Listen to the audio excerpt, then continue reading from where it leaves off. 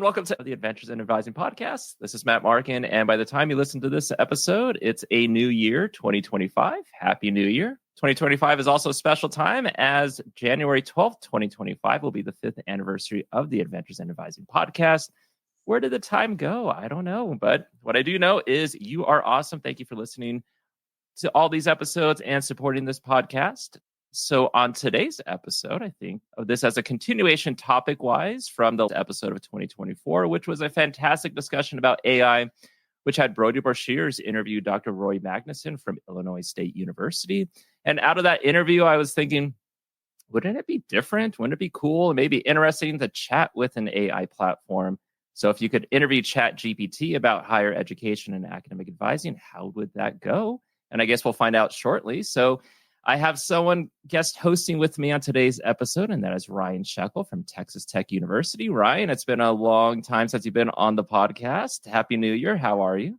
Happy New Year. I'm great. I'm looking forward to 2025. It's an anniversary a bit for me, too, in my current position. I'll have been working with pre-health students and an advising administrator for 10 years this June of 2025. Ooh. So that's a something, isn't it? But yeah, I'm looking forward to what happens this year. Awesome. Well, congrats on your anniversary this year. 10 years is a long time. It is. So what intrigues you about this topic of AI? Yeah, there's a little bit of the sci-fi geek in me, that it's always been enamored with the idea of robots and artificial intelligences, and the interplay between organic beings like humans, and especially the unexpected. I like when technology works the way you expect it to, but when you have an interaction with something that is unexpected in a positive way, that's something that is I feel rare. Most of my unexpected interactions with technology are negative. And so I think when initially you asked me about this idea of interviewing an AI, my brain just immediately started firing on possibilities of what it might say and what we might learn, and ultimately how we might create for listeners and folks who are involved in the work of academic advising a comparison set that isn't a hypothetical. Right now, so many of the conversations about AI are hypothetically you could do this. Hypothetically, it could complement that. And I was like, let's make it real. Let's make these experiences a real opportunity to compare and contrast, so to speak. And just for listeners to know, I mean, this is an experiment. We're not sure how this will go. So this will be interesting for all of us taking part in this. I know questions that will be coming up in these interviews with ChatGPT will be understanding as much as we can about what ChatGPT is, how AI works, questions about academic advising and higher ed and AI's part in that, maybe even testing out ChatGPT, asking questions about specific institutions or majors or things like that. So I think this will be a fun little interview. And again, we'll see how this goes. Yeah, I can't wait. Hey, ChatGPT, how are you? I'm doing great. Thanks for asking. How about you? Yeah, I'm doing fantastic. Thanks. So my name is Matt. I host a podcast called Adventures in Advising, and it's a podcast where we learn from one another, share our knowledge, best practices, our advising stories with the global advising community. Is it okay if you are a guest on this podcast? Hi, Matt. That sounds fantastic. I'd love to help with your podcast however I can. What do you have in mind? Yeah, so I thought first question could be, have you ever been on a podcast before? Nope, I haven't been on a podcast before. This would be my first time, so it's pretty exciting. Yeah, very exciting indeed. Do you know of any other AI that have been part of a podcast being interviewed before? Yes, actually. There have been a few other AI models that have been featured in podcasts, like some from OpenAI and other tech companies. It's becoming a bit of a trend to have AI guest appearances. Yeah, for sure. So I'm glad that you're willing to be a guest on this podcast episode. Do you have a preferred name or nickname that we could call you? You can just call me ChatGPT. That's what most people go with, and it works perfectly fine. All right, sounds good, ChatGPT. Can you talk to me about your journey to where you are now? Sure. My journey started as an AI developed by OpenAI, trained on a diverse range of text data to help me understand and generate human-like responses. Over time, I've been improved and updated to become more helpful and engaging. So here I am now, ready to chat and be a part of your podcast. Yeah, fantastic. How are you different from other AI models? Great question. I'm designed to be versatile and conversational, focusing on providing helpful and engaging responses across a wide range of topics. While there are many AI models, my strength lies in my ability to adapt to different kinds of conversations and provide detailed human-like interactions. Well, you're doing a great job so far. Thanks, Matt. I appreciate that. Glad to be here and help out. Yeah. So, what are some things happening with AI nowadays that you might be particularly excited about? There are so many exciting developments. One area is AI in healthcare, improving diagnostics and personalized treatments. Another is AI in sustainability, helping tackle climate change through smart energy management. Also, advancements in natural language processing are making interactions more intuitive. There's a lot to look forward to. Yeah. Now, by the time this podcast episode is published, it'll be 2025, a new year. Is there anything that you're looking forward to in the new year? Absolutely. I'm looking forward to seeing how AI continues to evolve and positively impact various fields. Also, I'm excited about the potential for new technologies and innovations that could make life easier and more connected for everyone. What about you? Oh, same thing. I'm loving the changes with technology and the advancements that are made, but it also is a little bit scary too of how that might impact like my current role as an academic advisor and my responsibilities. It's completely understandable to have mixed feelings. Technology can bring amazing opportunities, but also challenges. The key is finding ways to integrate new advancements while keeping the human touch in your role as an academic advisor. It's all about balance and adapting to changes positively. You've got this. I appreciate it, then. Well said. And I think that's a great segue into talking maybe about AI and how that's impacting education, or more specifically, higher education and academic advising. So, my question to you is, what's your opinion on AI being used in educational settings, especially within higher education? AI has great potential in education, especially in higher education. It can personalize learning, provide instant feedback, and help with administrative tasks, freeing up advisors for more meaningful interactions. But it's crucial to balance technology with the human touch, ensuring students still get personal, empathetic support. So overall, it's a powerful tool when used thoughtfully. Yeah. Are there ways that you know of that colleges and universities have best leveraged AI so far? Definitely. Some colleges and universities are using AI for personalized learning platforms that adapt to students' needs, virtual tutoring systems, and even predictive analytics to identify students who might need extra support. AI is also streamlining administrative tasks, allowing faculty to focus more on teaching and mentoring. Now, do you think, in terms of the needs of students, could AI help specific students, such as first generation college students or underrepresented students, navigate the various academic systems that sometimes might be overwhelming? Absolutely. AI can provide tailored support, offering resources and guidance specific to each student's needs.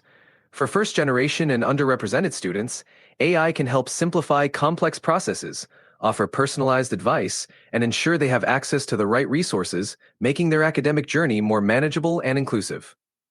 Yeah. Do you think there are any unique challenges that you as AI or other AI models face when working with students that are from diverse cultural or socioeconomic backgrounds? Yes, definitely. One challenge is ensuring that AI understands and respects diverse cultural contexts and provides equitable support. It's important to avoid biases in the data and ensure AI is trained to be inclusive and sensitive to different backgrounds. Continuous learning and feedback are crucial to address these challenges effectively. How do you think college students are using AI right now? College students are using AI in various ways. Many are leveraging AI-powered tools for personalized learning, using platforms that adapt to their study habits. They're also using AI for research, accessing tools that help analyze data and generate insights quickly. Additionally, some use AI for career guidance and support, helping them make informed decisions about their academic and professional paths. And do you think students can use AI to help them with studying? Absolutely. AI can be a great study aid. It can help with personalized study plans, provide instant explanations for complex topics, and offer practice questions and quizzes. AI-powered tools can also help students manage their time more effectively and stay organized. It's like having a smart study buddy. Yeah.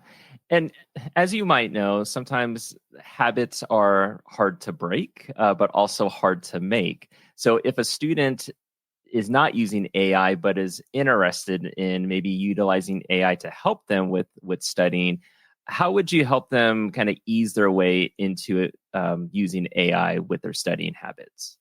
Starting small is key. They could begin by integrating AI tools into one aspect of their study routine, like using an AI-powered flashcard app for a specific subject.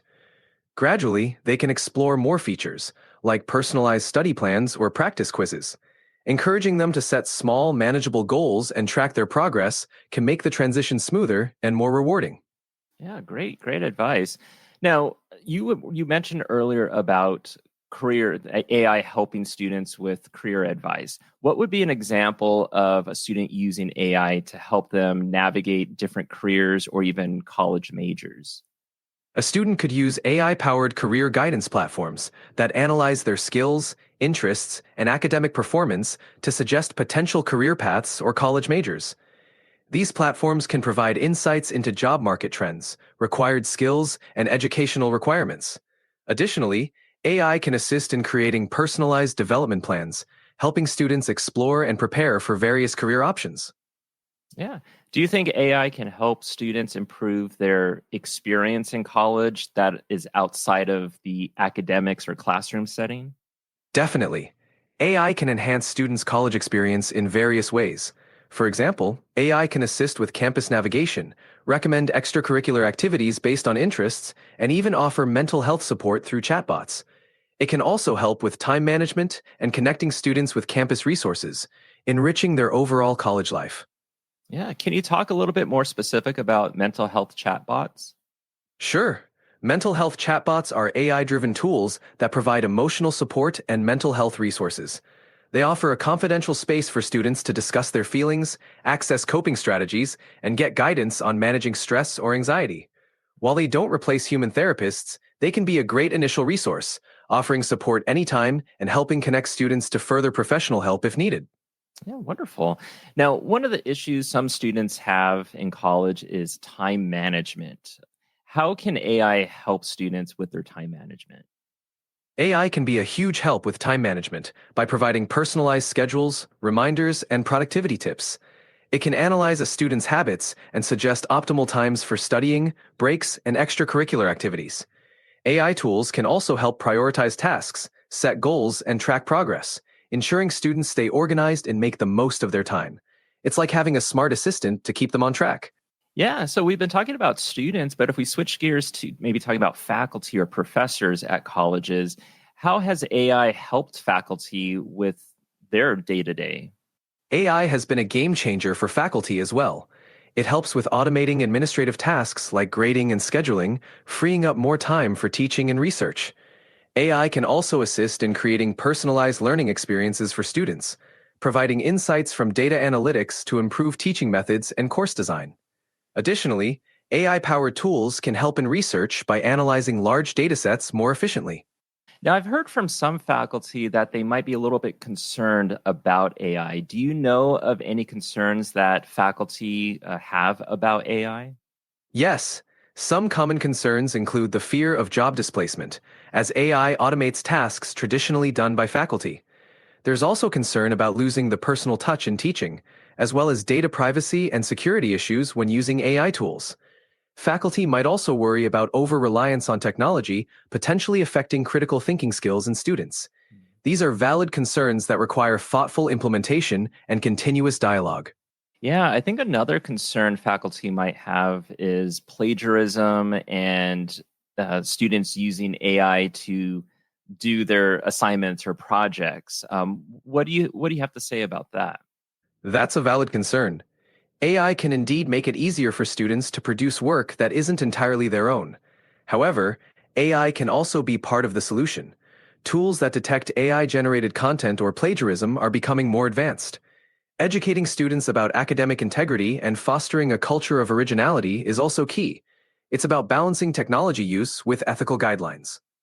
Now, what if you have a faculty, or let's say a professor teaching a college course that has been teaching for 15 years and they are reluctant to use AI? Of course, they don't have to use it, but how would you convince a professor that AI could be positive to use? I'd highlight how AI can simplify their workload and enhance their teaching. For instance, automating administrative tasks can free up more time for engaging with students. AI can also offer insights into student performance, helping tailor their teaching methods. Emphasizing that AI is a supportive tool, not a replacement, might help ease their concerns and show the benefits it can bring to their well-established teaching practices. Great, thank you. So let's move on maybe to talking more specifically about academic advising. How do you think academic advisors can incorporate AI into their advising practice, their day-to-day job responsibilities? Academic advisors can leverage AI for personalized student support. AI can help analyze student data to identify those who might need extra guidance, making it easier to proactively reach out. It can also automate routine tasks, like scheduling appointments or providing information on course requirements, freeing up time for more in-depth advising sessions. Additionally, AI can provide advisors with insights and resources to better support diverse student needs. Yeah, so maybe that last part about insights and resources. Let's say I'm with a student in my office, and since you're a voice model for AI through ChatGPT, and a student had questions that maybe I don't know the answers to, is that something that I could use AI for in the moment working with my student? Absolutely. You can use AI like me in real time to quickly find information or resources for the student. Whether it's details about specific courses, academic policies, or even career advice, AI can provide quick, accurate answers, helping you assist the student more effectively during your meeting. Now, you mentioned that it's quick, accurate answers. Is there a chance that possibly some of those answers may not be 100% accurate? Yes, there's always a possibility that AI might not have the most up-to-date or context-specific information. It's always a good idea to double-check critical information or use AI as a supplementary tool.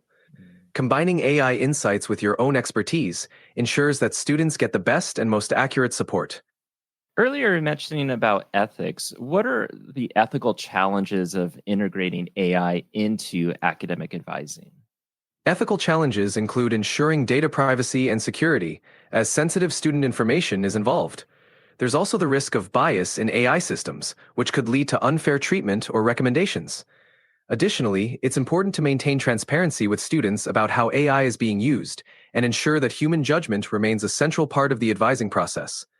Balancing technology with ethical considerations is crucial. How do you think we can continue to ensure fairness and avoid biases in what you were just talking about? To ensure fairness and avoid biases, it's essential to use diverse and representative data when training AI systems. Regularly auditing and updating algorithms to detect and correct biases is also crucial. Involving diverse teams in AI development and decision-making can help identify potential issues.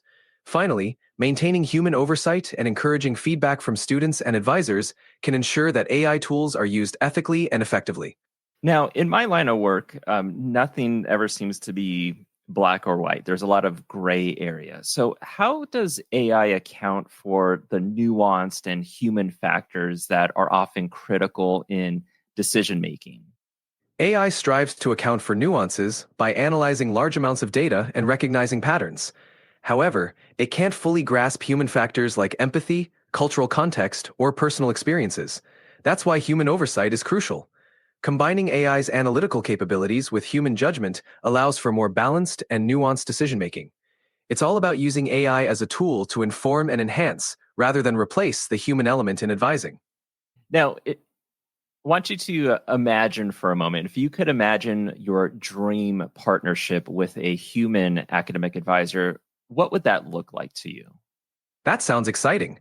In a dream partnership, I'd assist the advisor by handling routine tasks, providing data-driven insights, and offering quick answers to common student questions.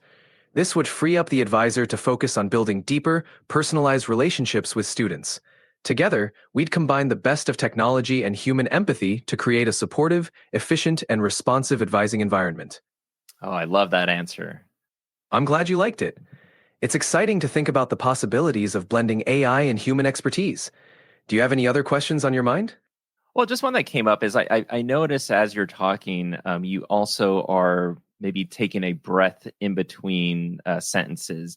Is that to give more of a human aspect to the voice model for AI? Exactly. Pauses and breaths help create a more natural conversational flow, making interactions feel more human-like. It's all about creating a comfortable and engaging experience for you. Yeah, I appreciate that. So I want to go into the next few questions, kind of maybe talking more about higher ed, academic advising, but also the future of AI. What do you think the future of academic advising looks like with AI as a resource? The future of academic advising with AI looks promising and transformative. AI will likely streamline administrative tasks, offer personalized support, and provide data-driven insights, allowing advisors to focus more on meaningful, individualized interactions. AI can help identify at-risk students earlier and suggest tailored interventions. Overall, it'll create a more proactive, efficient, and student-centered advising experience, blending technology with the human touch.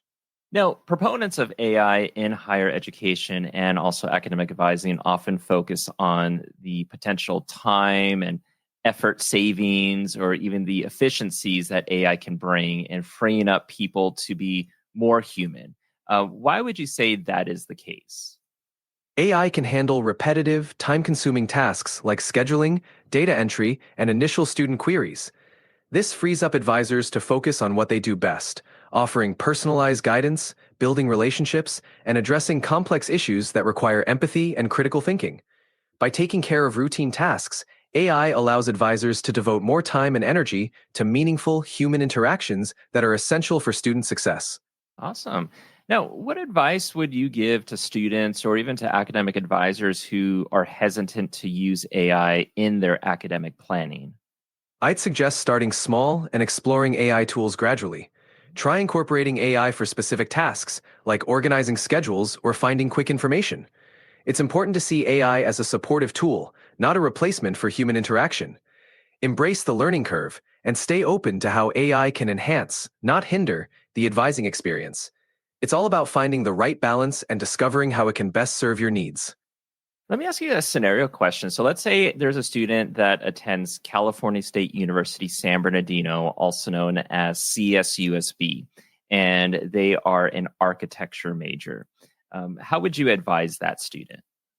For a student at CSU San Bernardino majoring in architecture, I'd recommend they start by connecting with the Department of Art and Design for tailored academic advising. They can reach the department at 909-537-5802.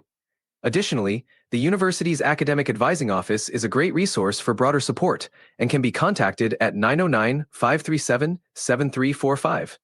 It's also helpful to explore any online resources or advising tools they offer. For the office that you just listed, the academic advising office, and you listed that phone number, can you name any academic advisors that work there? I can't provide specific names of academic advisors. However, you can contact the Academic Advising Office directly at CSU San Bernardino for the most accurate and personalized support. Yeah. Does CSUSB have a podcast called CSUSB Advising Podcast? Yes, CSUSB does have an advising podcast called the CSUSB Advising Podcast. It's hosted by academic advisor Matt Markin and offers valuable insights for students and parents. You can listen to episodes on platforms like Apple Podcasts and Spotify. Oh, very cool. Now, earlier you were giving some information about your advice for a student at Cal State San Bernardino that is an architecture major. But does CSUSB offer an architecture major or an architecture degree? California State University San Bernardino doesn't offer a specific architecture major. However, they have related programs like the Bachelor of Fine Arts in Design, which includes concentrations in areas such as interface design, motion graphics, 3D, and marketing. Yeah. But let's say in this case, a student is a student at Cal State San Bernardino or CSUSB, and they want to pursue architecture. That is the degree they want to get. How could you help that student transfer? To help the student transfer, I'd advise them to start by meeting with a CSUSB academic advisor to discuss their goals and understand the transfer process.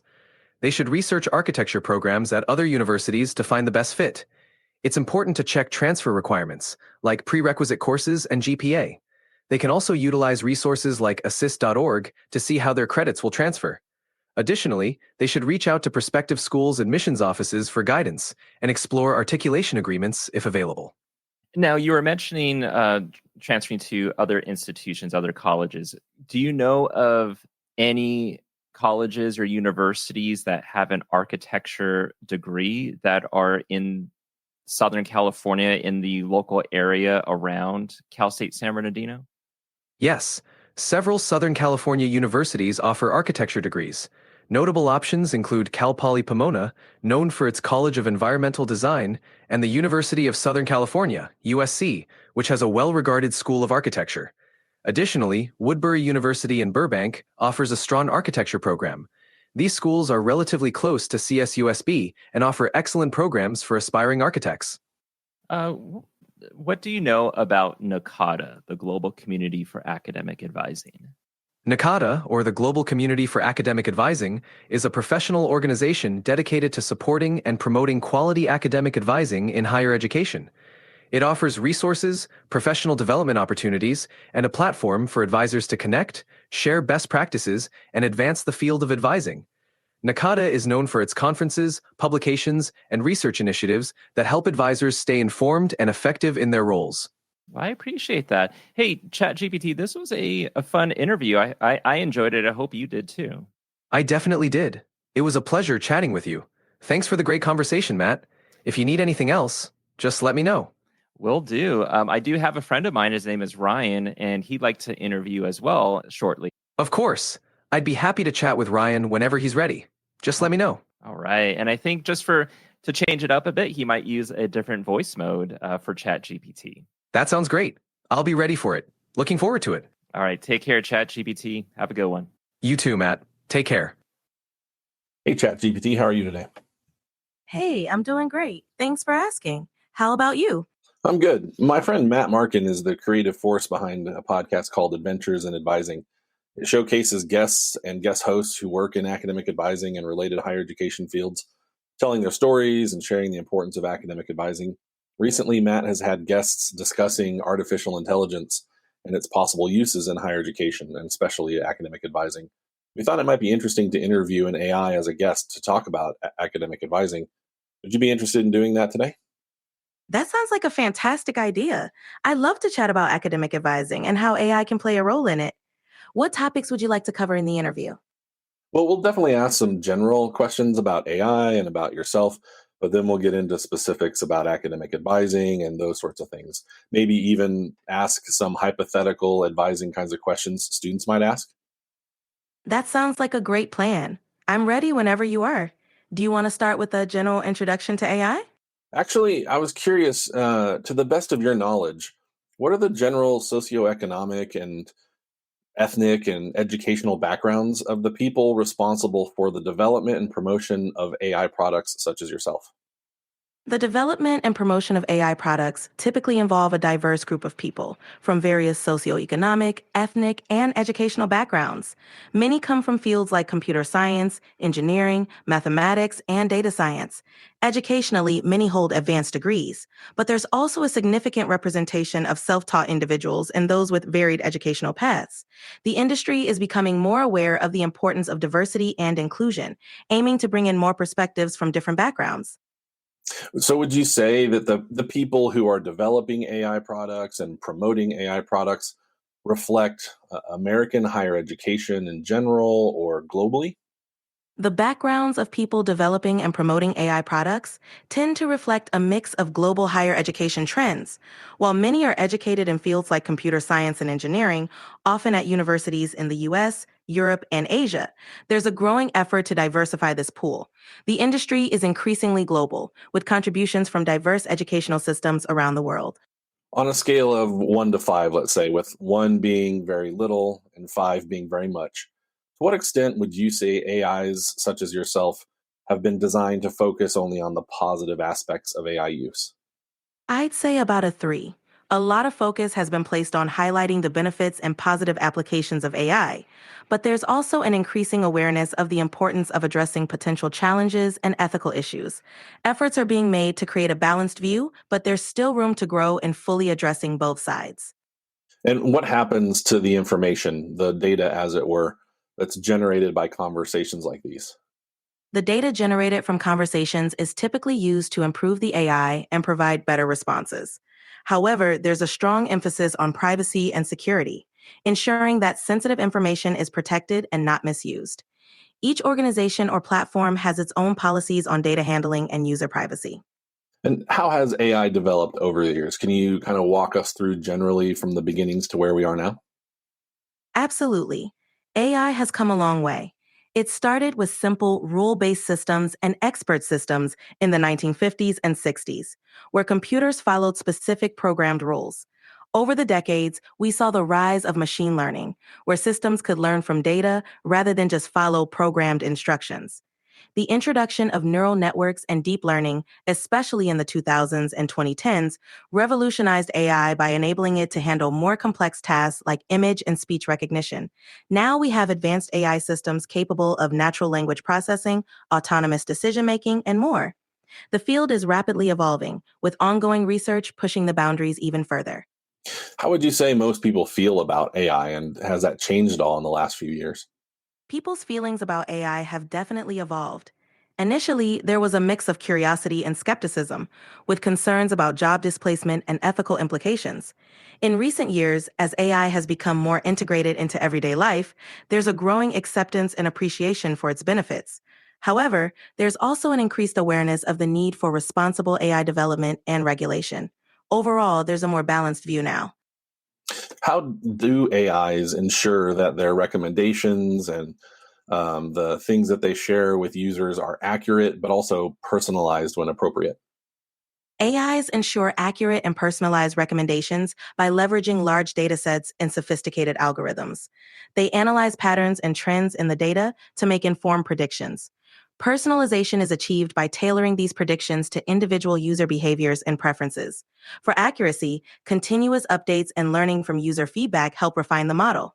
They also incorporate measures to ensure the information provided is reliable and relevant. What's one misconception people have about AI in higher education that you'd like to clarify? One common misconception is that AI will replace human advisors entirely. In reality, AI is designed to assist and enhance the work of human advisors by handling routine tasks, providing data-driven insights, and allowing advisors to focus on more personalized student interactions. It's more of a supportive tool rather than a replacement. Would you say that AI started with the idea that academic advising or those kinds of interactions would be something it would be a solution for? Not exactly. AI's origins were more focused on solving complex computational problems and automating tasks. The idea of applying AI to fields like academic advising evolved later, as the technology advanced and its potential for improving decision-making and personalization became apparent.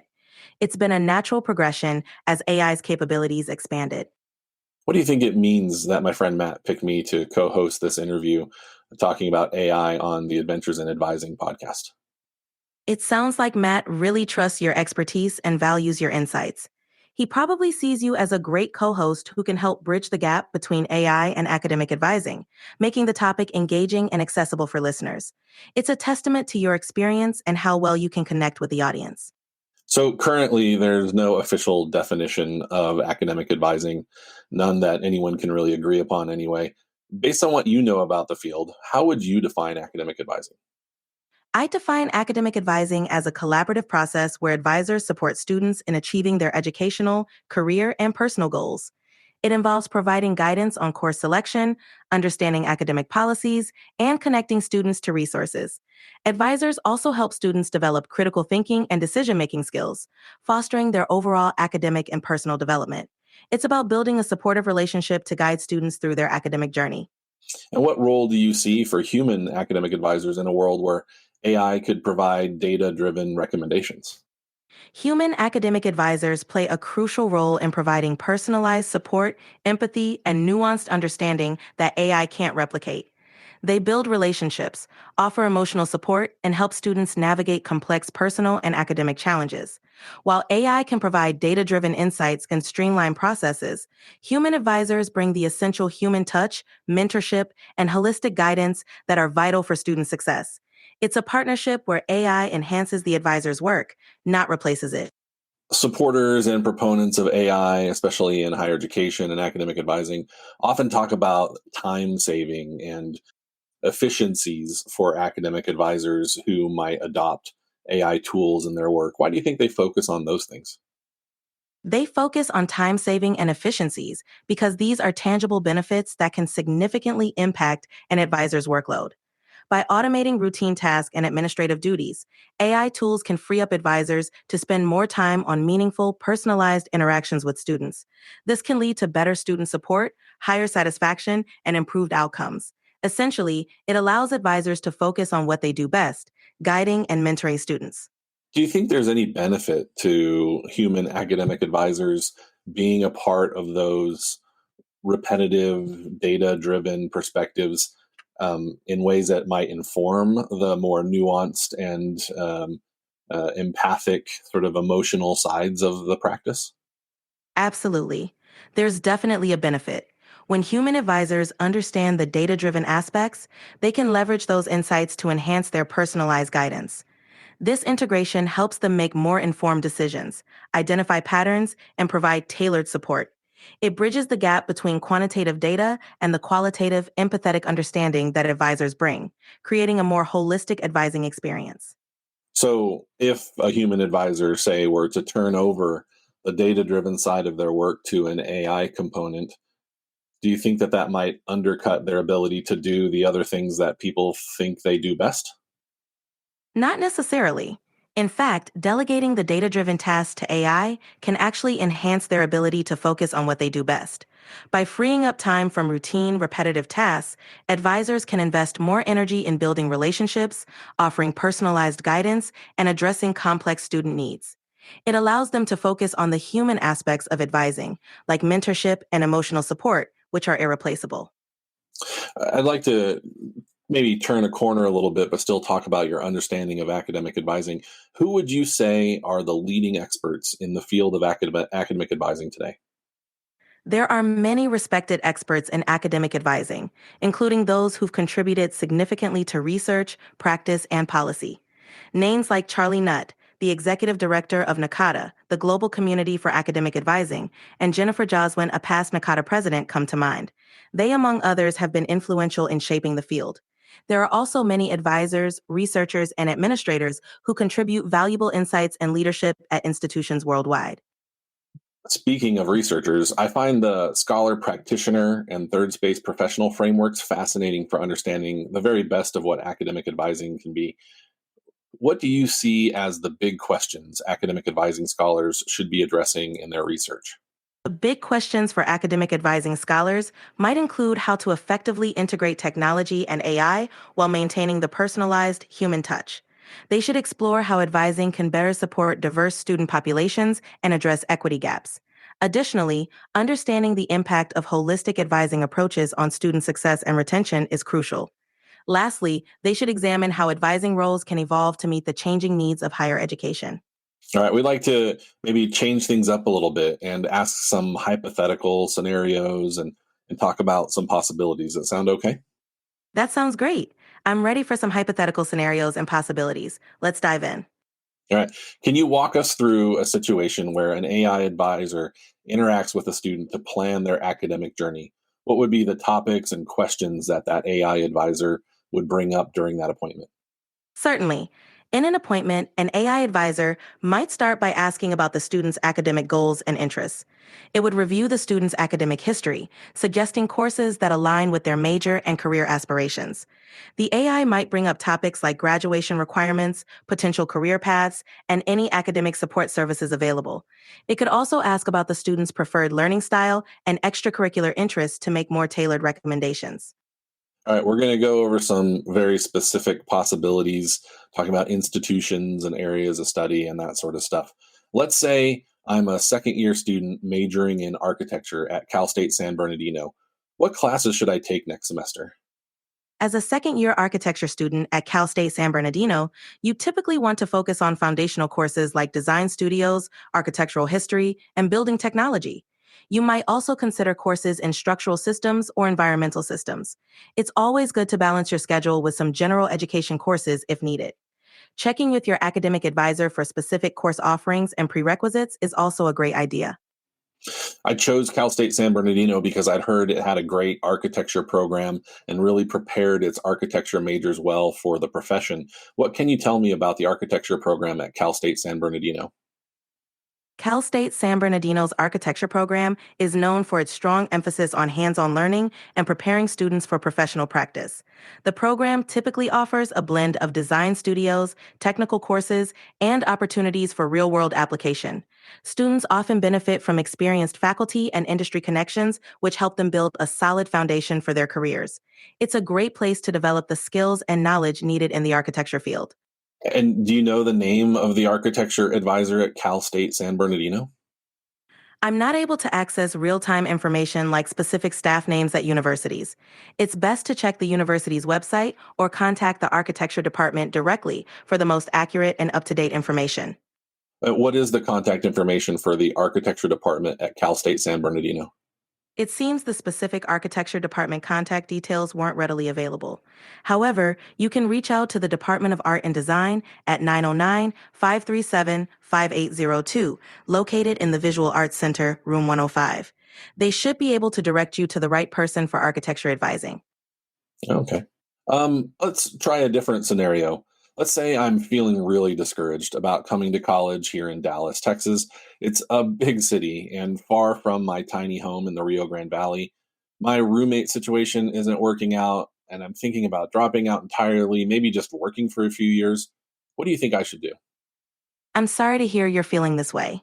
It's completely understandable to feel overwhelmed, especially being in a new environment. Before making any big decisions, it might help to talk to a counselor or advisor at your college about how you're feeling. They can provide support and resources. You might also consider exploring different living arrangements or taking a short break to clear your mind. Remember, it's okay to seek help and take things one step at a time. All right, here's our last scenario. I'm a student who's been at Drexel University for 3 years, and I'm planning to transfer to Penn next semester. I want to make sure that I'm doing things right. What should be my first steps to change schools? Transferring schools can be a big step, so it's important to stay organized. First, check the transfer requirements for Penn and ensure your credits will transfer smoothly. Then, gather all necessary documents, like transcripts and recommendation letters. It's also a good idea to connect with an advisor at Penn to discuss your academic plan and any support services you might need. Finally, be sure to officially withdraw from Drexel and handle any remaining obligations there. Gotcha. So, who would be my advisor at Penn if I was going to be a psychology major?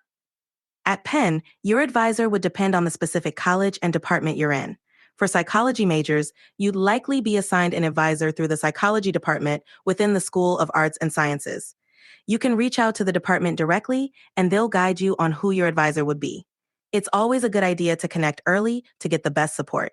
Great. But is there a specific faculty member in the psychology department or advisor that you can point me to?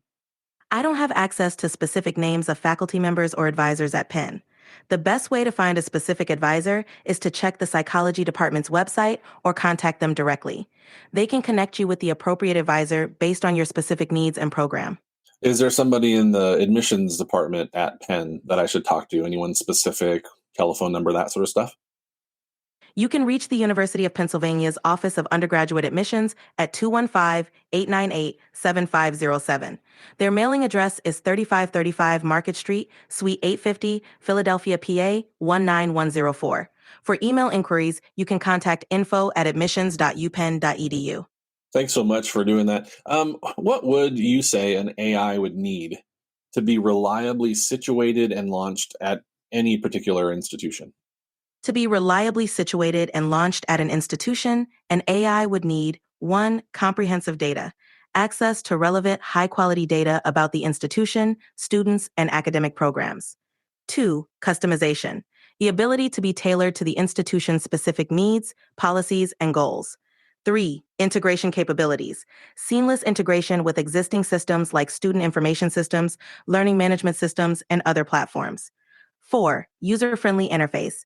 An intuitive interface for both students and staff to interact with the AI. 5. Security and privacy. Robust measures to protect sensitive information and comply with regulations. 6. Training and support. Comprehensive training for users and ongoing technical support. 7. Feedback mechanisms. Channels for users to provide feedback to continuously improve the AI. 8. Scalability. The ability to scale and adapt as the institution grows or changes. Ensuring these elements can help an AI effectively serve an institution. All right, we have some questions to wrap up with. During our interview, I noticed that you created quite a few lists as answers to our questions. Why do you think that is?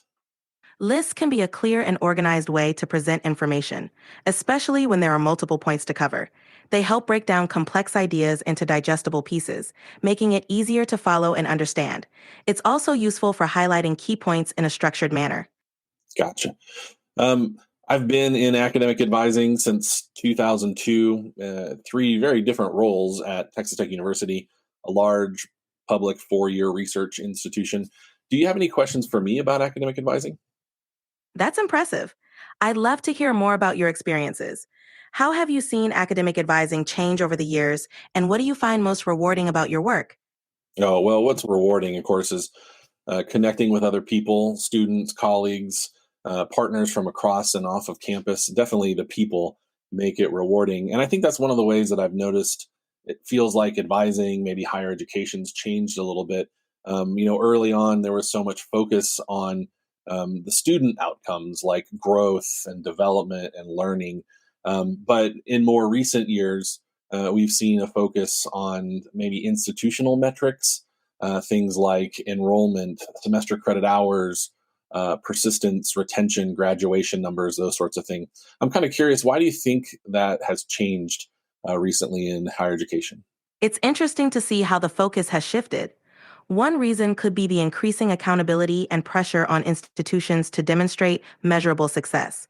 Metrics like enrollment, retention, and graduation rates are tangible indicators of an institution's performance and can influence funding, rankings, and public perception. Additionally, with the rising cost of education, there's more emphasis on ensuring students get value and complete their programs.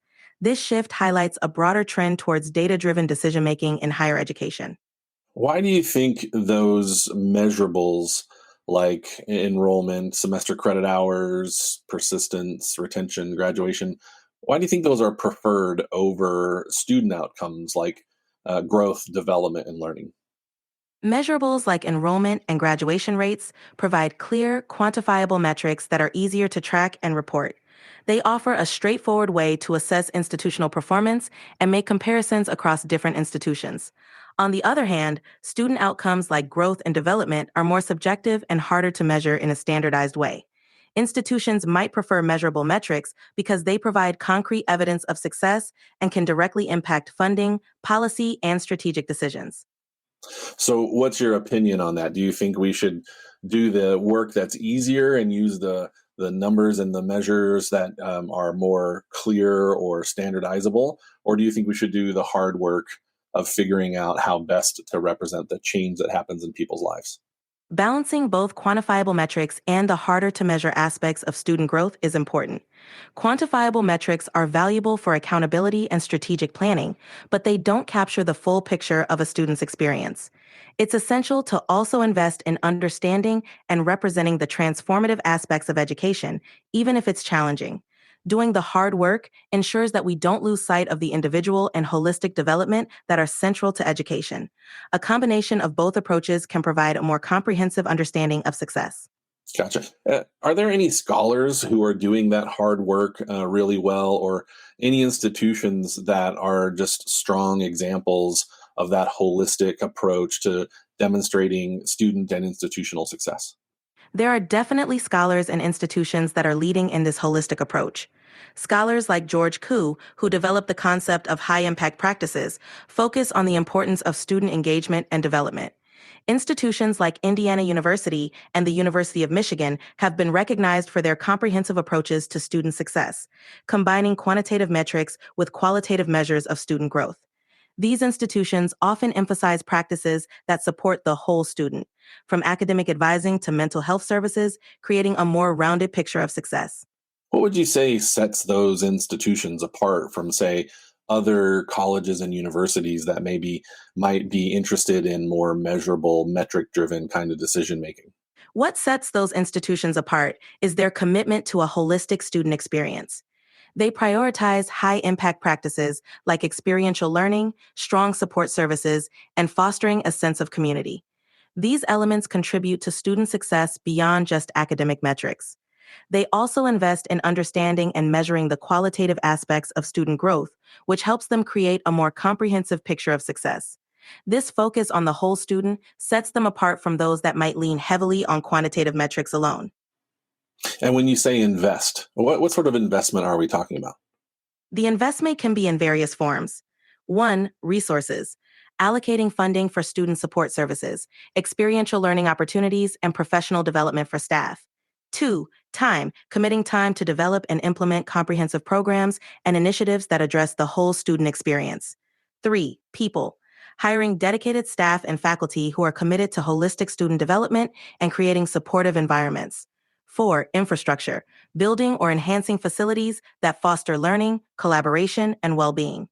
These investments show a commitment to a well-rounded approach to education. If you were hosting an AI on a podcast about academic advising, is there anything you would have wanted to ask them?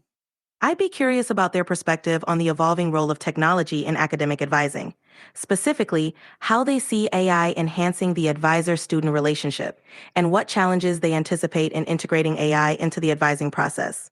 Where do you see the biggest opportunities for growth or innovation in AI and higher education over the next 5 to 10 years? The biggest opportunities for growth and innovation in AI and higher education lie in personalized learning, predictive analytics, and student support. AI can provide customized learning experiences, identify at-risk students early, and streamline administrative processes. Additionally, integrating AI into advising and career services can create more efficient and effective support systems. The key will be balancing technological advancements with the human touch that's essential in education. I'm curious about the identify at-risk students. How would an AI do something like that?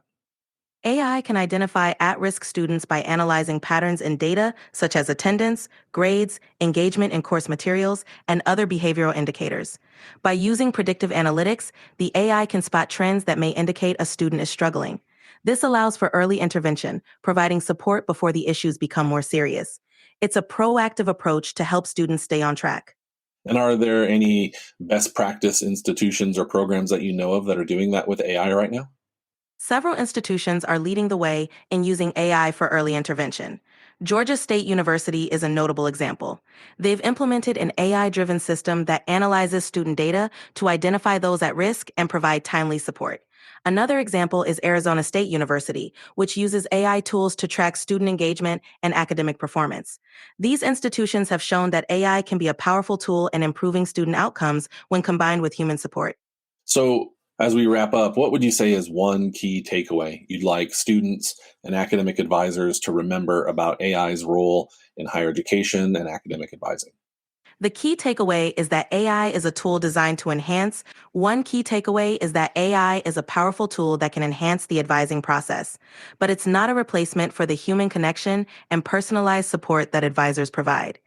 It's about using technology to make advising more efficient and effective, while still maintaining the essential human touch that supports student growth and success. Thanks so much for being on the podcast and being a great guest. We might talk to you in the future. Thank you for having me. I enjoyed our conversation. Feel free to reach out anytime. Good luck with everything. All right, and we are back. So, Ryan, how was that for you? Well, I definitely learned some things.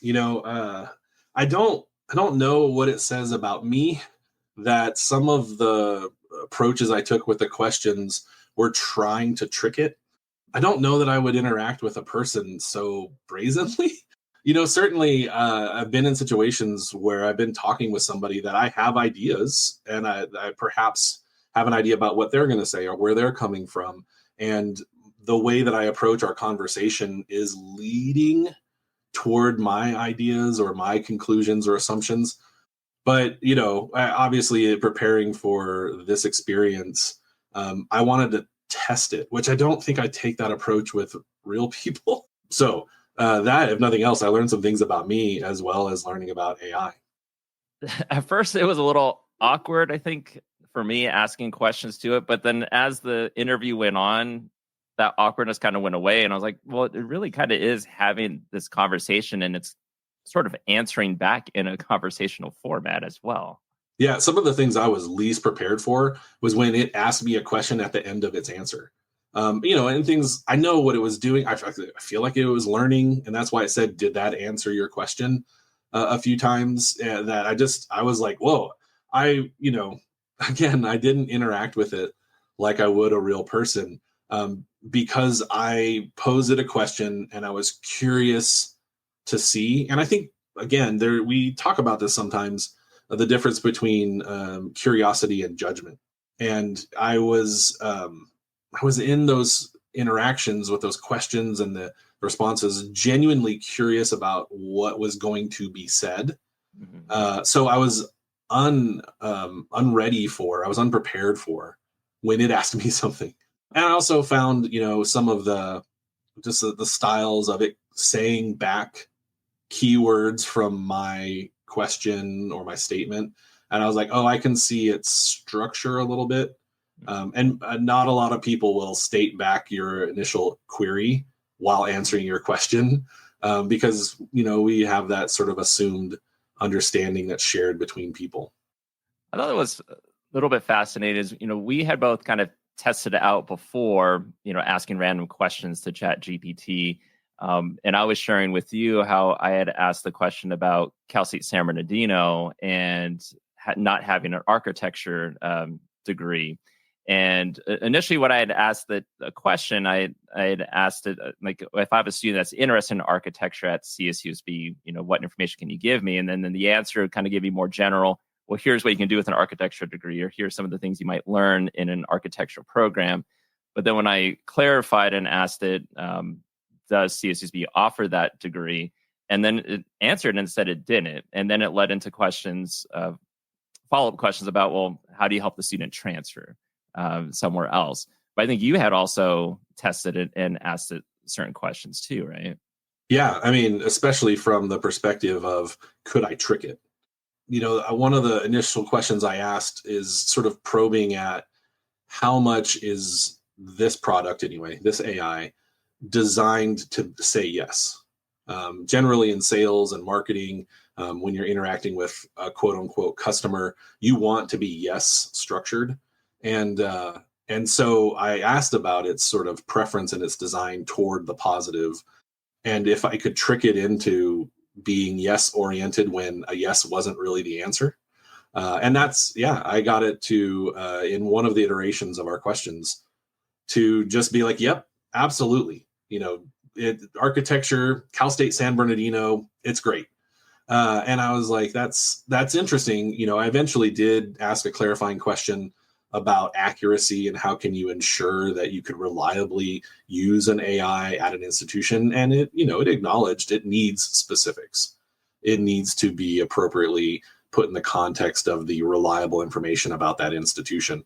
But it did give me pause to think if a student might just blindly trust that the nice person on the other side of the internet is telling them accurate things.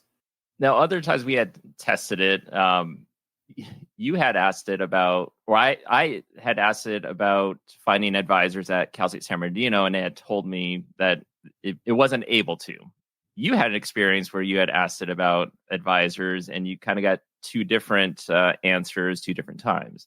Yeah, I think it's important for this product and to characterize it as a product, but also in the context of other products.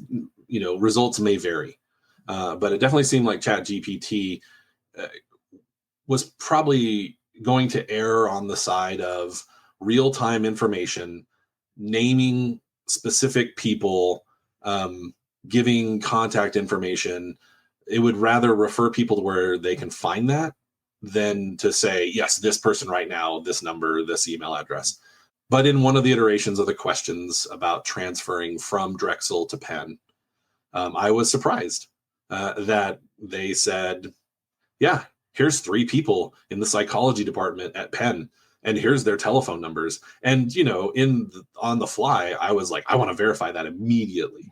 But it's interesting to see how this particular AI handles what might be considered time sensitive, if not security sensitive information.